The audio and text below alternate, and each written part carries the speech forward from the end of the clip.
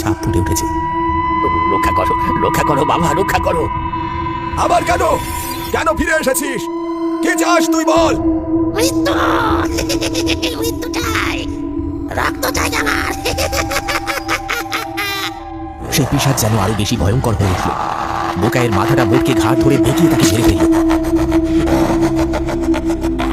ঠিক এইভাবেই হয়তো পাঁচু আর লখাইকে মেরেছে, কিন্তু দোষটা কি তাদের? কেন কেন এরকম অনর্থ করছিস তুই? মনে পড়ছে না? আমায় ছেড়ে দে বলছে, নয়তো এর পরিণাম ভালো হবে না। না, কখনোই না। তোকে ছেড়ে দিলে তুই গ্রামের অসহায় মানুষগুলোর প্রাণ বিনা কারণে আবার নিতে শুরু করবি। আমি তা হতে দিতে পারি না।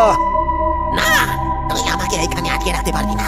আমি আবার মুক্ত হব, আর সেই দিন সবাইকে মারবো। ততদিনে তুই এখানে বন্দী হয়ে থাক।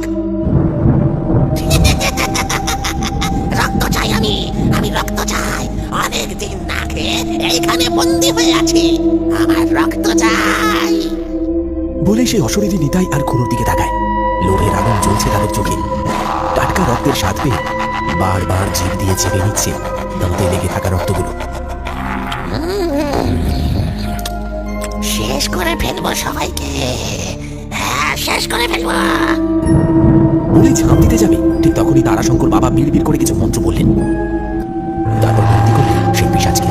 আগুন জ্বলে উঠল সেই পিশাচের আশপাশে।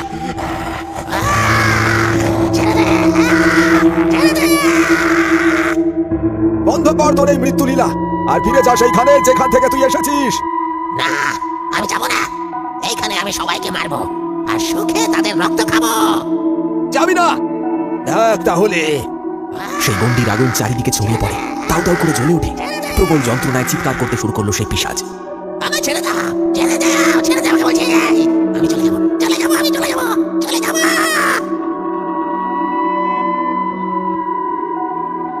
না না, আর আমার কথার খেলাপ হবে না। আমি সত্যি চলে যাবো, সত্যি।